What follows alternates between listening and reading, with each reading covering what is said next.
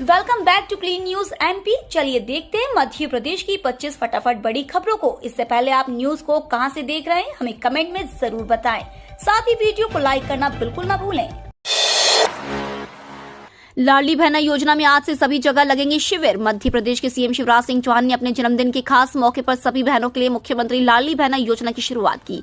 इस योजना के तहत पात्र महिलाओं को 1,000 रुपए महीना और 12,000 सालाना राशि खातों में भेजी जाएगी। खास बात यह है कि आज यानी 25 मार्च से इस योजना के लिए फॉर्म भरना शुरू कर दिए जाएंगे। ऐसे में मध्य प्रदेश के सभी शहरों और गांवों में शिविर का आयोजन किया जाएगा। सभी को शिविर में जाकर फॉर्म भरवाने होंगे, क्योंकि आज 25 मार्च से 30 अप्रैल तक ही आवेदन भरे जाएंगे। इतना ही नहीं, लाइव फोटो लेने के साथ ही आवेदन की प्रक्रिया की जाएगी।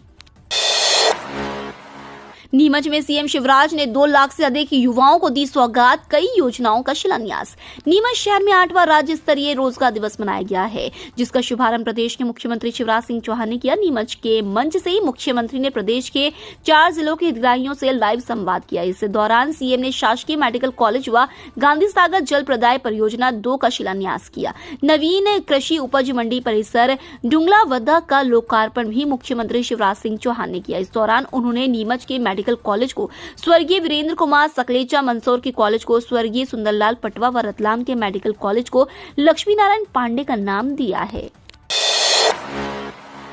शिवराज सरकार की बड़ी तैयारी, 3D मास्टर प्लान होगा तैयार, पर्यावरण को लाभ। मध्य प्रदेश सरकार द्वारा महत्वपूर्ण तैयारी की जा रही है। इसके तहत नदियों के संरक्षण पर एक्शन प्लान तैयार किया जा रहा है। जल्दी इस पर कार्यशाला शुरू की जाएगी। इसके साथ ही मध्य प्रदेश में नदियों की सफाई का कार्यक्रम शुरू किया जाएगा। इसके लिए मास्टर प्लान भी तैयार किया जा रहा है। इसके साथ ही मास्टर प्लान में नदियों की प्रदूषण के स्तर के लिए पुराने और नए डाटा का भी अध्ययन किया जाएगा। मध्य प्रदेश में नदियों की साफ सफाई करने और प्रदूषण के स्तर को कम करने के लिए नई तैयारी की गई है। नदियों के संरक्षण पर बजट में भी बड़ी घोषणा की गई थी। वहीं अब इसके लिए महत्वपूर्ण मास्टर प्लान भी तैयार किया जा रहा है। मध्य प्रदेश में आदिवासियों को पशुपालन से जोड़ा जाएगा। सरकार उपलब्ध कराएगी 2 दुधारू पशु। प्रदेश में आदिवासियों से जोड़कर आर्थिक तौर पर सशक्त बनाने के लिए सरकार 2 दुधारू पशु उपलब्ध कराएगी। इन्हें खरीदने में जो राशि खर्च होगी उसकी भरपाई 90% अनुदान देकर की जाएगी। इस योजना के लिए 1 मार्च को प्रस्तुत होने वाले बजट में प्राविधान किया जाएगा। पशुपालन विभाग के अधिकारियों ने बताया कि विशेष पिछड़ी जनजाति वर्ग को आर्थिक तौर पर सशक्त करने के लिए सरकार कई कदम उठा रही है। इन वर्गों की महिलाओं को 1,000 रुपए विशेष पोषण आहार भत्ता दिया जा रहा है। वकीलों को लेकर एमपी हाई कोर्ट का बड़ा फैसला। एमपी हाई कोर्ट के एक निर्णय के खिलाफ वकीलों ने गुरुवार को 3 दिवसीय हड़ताल शुरू की थी। इस मामले में एमपी हाई कोर्ट ने स्वतः संज्ञान लेकर वकीलों की हड़ताल को अवैध करार दिया है। एससी ने वकीलों को काम पर लौटने का आदेश दिया है। कोर्ट ने कहा, आदेश का पालन न करने पर इसे अवज्ञा माना जाएगा और अवमानना की कार्रवाई की जाएगी। हालांकि वकीलों का कहना है कि आज भी हड़ताल जारी रहेगी।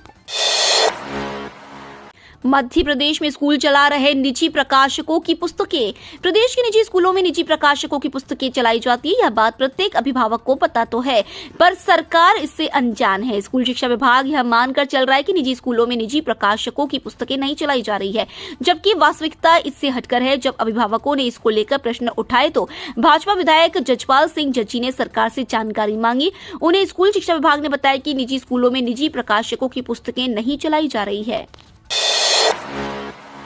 उम्मीदवारों के लिए अच्छी खबर, 12,000 से ज्यादा पदों पर होगी भर्ती। जल्द एमपीपीएससी कर्मचारी चयन मंडल को भेजा जाएगा प्रस्ताव। मध्य प्रदेश के युवाओं के लिए खुशखबरी है। जल्द प्रदेश में बम्पर सरकारी भर्ती निकलने वाली है। एक तरफ मध्य प्रदेश सरकार ने वन विभाग में 5,274 वन रक्षकों की भर्ती के लिए कर्मचारी चयन मंडल को एक प्रस्ताव भी भेजा गया है। वहीं दूसरी तरफ मध्य प्रदेश पुलिस आरक्षक एवं सब इंस्पेक्टर भर्ती के लिए पुलिस मुख्यालय भोपाल में तैयारी तेज हो गई है। इसका प्रस्ताव जल्द एमपीपीबी और एमपीपीएससी को भेजा जाएगा। मीडिया रिपोर्ट्स की माने तो साल 2023 में 12,454 रिक्त पदों पर पुलिस की भर्ती के लिए प्रस्ताव तैयार कर लिया गया है। जल्द ही यह प्रस्ताव वित्त विभाग एवं GAD की मंजूरी के साथ मध्य प्रदेश कर्मचारी चयन मंडल भोपाल एवं मध्य प्रदेश लोक सेवा आयोग इंदौर को भेज दिया जाएगा। सीएम शिवराज का बड़ा ऐलान, नए बोर्ड का होगा गठन, 1 हफ्ते में जारी होंगे आदेश। आगामी चुनावों से पहले प्रदेश के मुखिया सीएम शिवराज सिंह चौहान हर वर्ग को बड़ी सौगात दे रहे हैं। गुरुवार को सीएम शिवराज ने युवाओं के लिए युवा नीति एवं यूथ पोर्टल लॉन्च किया। इसमें युवाओं को न सिर्फ रोजगार मिलेगा बल्कि अन्य लाभ भी मिलेंगे। इसी कड़ी में अब सीएम शिवराज ने सोनी समाज के लिए स्वर्ण कला बोर्ड का गठन करने की घोषणा की है। इसके आदेश 1 हफ्ते के अंदर आदेश हो जाएंगे। वहीं सिंधी समाज को तोहफा देते हुए कहा कि अब शहीद हेमू कालानी की गाथा स्कूली पाठ्यक्रम में भी पढ़ाई जाएगी। कमलनाथ के गढ़ में आज आएंगे अमित शाह, आदिवासी वोट बैंक पर नजर। पूर्व मुख्यमंत्री कमलनाथ के गढ़ में केंद्रीय मंत्री गिरिराज सिंह के बाद केंद्रीय गृह मंत्री अमित शाह आज शनिवार को आएंगे। दोपहर 2:10 पर छिंदवाड़ा के ग्राम पंचायत आंचल कुंड तहसील हर्रई पहुंचेंगे। इसके बाद आंचल कुंड दादा दरबार में पूजन अर्चन करेंगे। दोपहर 3:10 पर हेलीकॉप्टर से पुलिस ग्राउंड पहुंचकर जनसभा को संबोधित करेंगे। शाम 4:25 पर लालबाग रोड स्थित भाजपा कार्यालय में आयोजित बैठक में शामिल होंगे। इसके बाद शाम 5:30 बजे शाह नागपुर रवाना होंगे। बता दें, इससे पहले शाह पिछले चुनाव में पांडुना में आम सभा को संबोधित करने आ चुके हैं। राहुल गांधी की संसद सदस्यता खत्म, भड़के कांग्रेसी। राहुल गांधी की संसद सदस्यता खत्म होने पर कांग्रेस नेता दिग्विजय सिंह ने पीएम मोदी पर निशाना साधा है। उन्होंने कहा, अगर पीएम मोदी का मन साफ होता तो हिंडनबर्ग रिपोर्ट में अडानी के घपले ना होते। उन्होंने कहा कि दिवंगत पूर्व प्रधानमंत्री राजीव गांधी पर भी आरोप लगा था, लेकिन वह बेदाग निकले। उन पर 7 बार लोकसभा में जेपीसी की जांच हो चुकी है, फिर ये क्यों डरते हैं। नगद भुगतान की व्यवस्था से मंडी में बड़ी आवक, लेकिन ट्रैफिक जाम से व्यापारी व किसान हुए बेहाल। पिछले 15 दिनों में छावनी अनाज मंडी में अनाज की आवक में तेजी से बढ़ोतरी हुई है। छावनी मंडी में किसानों को 2 लाख रुपए तक के माल का नगद भुगतान की व्यवस्था शुरू होने के बाद से मंडी में किसानों द्वारा अनाज लाने की व्यवस्था में तेजी बढ़ी हुई है। इसका असर यह हुआ है कि छावनी मंडी में आने जाने वाले मार्गों पर सुबह 9 से शाम 4 बजे तक ट्रैफिक जाम होता है। अनाज तिलहन व्यापारी संघ द्वारा पुलिस प्रशासन से इस क्षेत्र में ट्रैफिक मैनेजमेंट के लिए ट्रैफिक पुलिसकर्मियों की मांग भी की जा रही है। न्यायालय का सम्मान करना कांग्रेस का स्वभाव नहीं, संसदीय कार्य मंत्री डॉक्टर नरोत्तम मिश्रा ने कहा। राहुल गांधी की लोकसभा से सदस्यता समाप्त किए जाने के निर्णय को प्रदेश कांग्रेस ने काला दिन बताया है। प्रदेश कांग्रेस अध्यक्ष कमलनाथ ने कहा है कि मोदी सरकार ने राहुल गांधी के विरुद्ध षड्यंत्र करने में सारी हदें पार कर दी हैं। जिस तरह से उनकी लोकसभा सदस्यता समाप्त की गई है, उससे साफ है कि सरकार उनसे भयभीत है। उधर कांग्रेस द्वारा किए जा रहे विरोध पर संसदीय कार्य मंत्री डॉक्टर नरोत्तम मिश्रा ने कहा कि न्यायालय का सम्मान करना कांग्रेस का स्वभाव नहीं है, इसलिए प्रोपेगेंडा खड़ा करने और विषयांतर करने की कोशिश की जा रही है। जब केस हार जाते हैं तो न्यायपालिका पर सवाल उठाते हैं। एमपी में 9वीं 11वीं परीक्षा का टाइम टेबल बदला। एमपी माध्यमिक स्कूल शिक्षा मंडल ने 9वीं और 11वीं की परीक्षा के टाइम टेबल में बदलाव किया है। अब दोनों क्लासेस की वार्षिक परीक्षा 30 मार्च के बाद शुरू होगी। नए टाइम टेबल के मुताबिक 9वीं की परीक्षा 1 अप्रैल से 13 अप्रैल के बीच आयोजित होगी, जबकि 11वीं की परीक्षा 31 मार्च से 15 अप्रैल के बीच आयोजित होगी। इसके पहले दोनों क्लासेस की 3 और 5 अप्रैल को होने वाली परीक्षाओं को रीशेड्यूल किया गया था। राहुल गांधी को सांसद पद से अयोग्य ठहराए जाने के बाद वायनाड लोकसभा सीट रिक्त घोषित। कांग्रेस नेता राहुल गांधी को लोकसभा सांसद के रूप में अयोग्य घोषित किए जाने के बाद वायनाड लोकसभा क्षेत्र को रिक्त घोषित कर दिया गया है। राहुल को मोदी सरनेम बयान से जुड़े मानहानि केस में अदालत ने 2 साल की सजा सुनाई थी। लोकसभा की वेबसाइट पर अब 3 खाली सीटें दिख रही हैं, जिसमें जालंधर, लक्षद्वीप और वायनाड शामिल है। इंतजार खत्म, मोदी सरकार का बड़ा फैसला। केंद्रीय कर्मचारियों और पेंशनर्स को सरकार ने बड़ी खुशखबरी दी है। मोदी सरकार ने केंद्रीय कर्मचारियों के महंगाई भत्ते में 4% की बढ़ोतरी कर दी है। ये बढ़ोतरी जनवरी 2023 से लागू होगी। सरकार के इस फैसले के बाद महंगाई भत्ता 38% से बढ़कर 42% हो गया है। इसके अलावा कर्मचारियों को एरियर भी मिलेगा। इस फैसले से करीब 47,58,000 कर्मचारियों और 69,76,000 पेंशन भोगियों को फायदा होगा। किसानों के लिए बड़ी खबर, समर्थन मूल्य पर चना मसूर उपार्जन की तारीख घोषित। किसानों के लिए बड़ी खबर है, रबी वर्ष 2022-23 के लिए चना मसूर, राई और सरसों के समर्थन मूल्य पर उपार्जन के लिए तारीखों की घोषणा कर दी गई है। निर्धारित तारीखों पर किसानों सहित अन्य फसलों का उपार्जन कर सकेंगे। इसके लिए 40 जिलों में केंद्र निर्धारित किए गए हैं, वह भी जारी किए गए हैं, जिसका पालन करना अनिवार्य होगा। सप्ताह के 5 दिन तक उपार्जन का कार्य जारी रहेगा। दरअसल राज्य शासन द्वारा मध्य प्रदेश में रबी वर्ष 2022-23 की उपज के समर्थन मूल्य पर उपार्जन की तारीखों की घोषणा की गई है। चना, मसूर दाल और सरसों के समर्थन मूल्य पर उपार्जन के लिए आज 25 मार्च से प्रक्रिया शुरू होगी। वहीं इसे 31 मई तक जारी रखा जाएगा। चने का उपार्जन पूरे प्रदेश में किया जाएगा। धीरेन्द्र शास्त्री की कथा के लिए 25 एकड़ में बना पंडाल। आज से जबलपुर में बागेश्वर धाम के पीठाधीश धीरेन्द्र शास्त्री की कथा शुरू होने वाली है। 31 मार्च तक पनागढ़ तहसील में होने वाले इस आयोजन के लिए करीब 25 एकड़ में पंडाल बनाया गया है।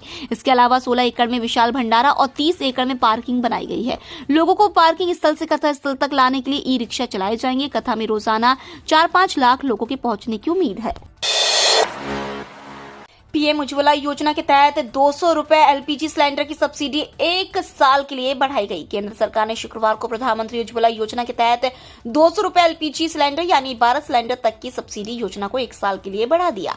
सरकार ने बताया कि इससे वित्त वर्ष 2022-23 में राजकोष पर 6,100 करोड़ रुपए और 2023-24 में 7,680 करोड़ का भार पड़ेगा। गौरतलब है कि इस फैसले से 9 करोड़ 59 लाख परिवार लाभान्वित होंगे। आसमान में दिखा अद्भुत नजारा। देश भर में 24 मार्च शुक्रवार को सूर्यास्त होते ही खगोलीय घटना देखने को मिली। इस दौरान चंद्र और शुक्र ग्रह एक साथ नजर आए। माना जा रहा है कि ये संयोग कई सालों बाद बना है। ये शानदार घटना कई शहरों में देखी गई। लोगों ने इसके कई फोटोज भी निकाले हैं जो सोशल मीडिया पर जमकर वायरल हो रहा है।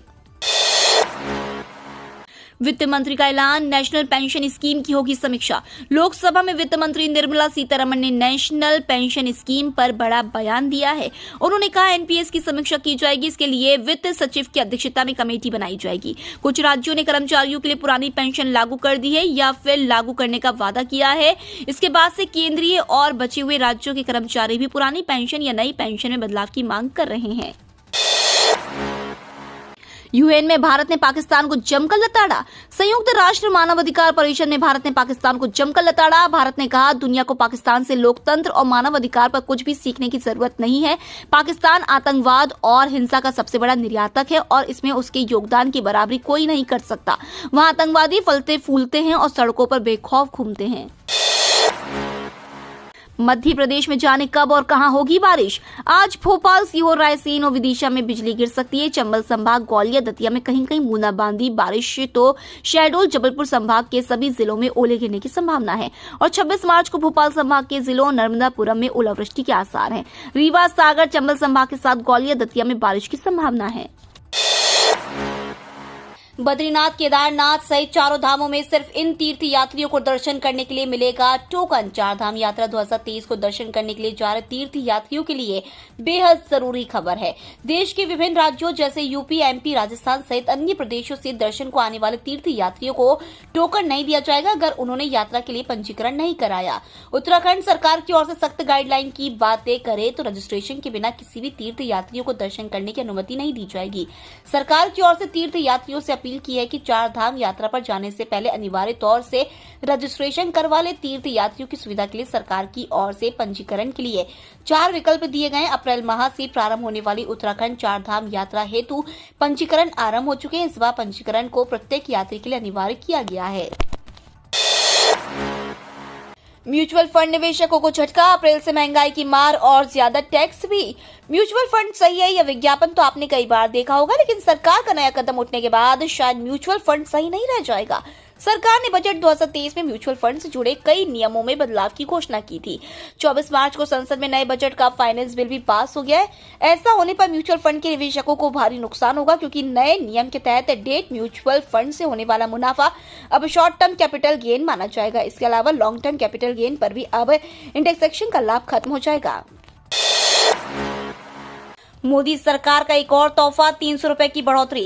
केंद्र सरकार ने देश के करीब 40 लाख जूट उत्पादक किसानों को तोहफा दिया है। सरकार ने इस साल जूट के एमएसपी रेट में पिछले साल के मुकाबले 300 रुपए की बढ़ोतरी की है। पिछले साल किसानों को 4,750 रुपए प्रति क्विंटल का एमएसपी रेट मिला था, जिसे इस बार बढ़ाकर 5,050 रुपए प्रति क्विंटल कर दिया गया है। ये तो थी आज की 25 फटाफट बड़ी खबरें। अगर आपको न्यूज पसंद आई हो तो चैनल को सब्सक्राइब करना ना भूले। धन्यवाद।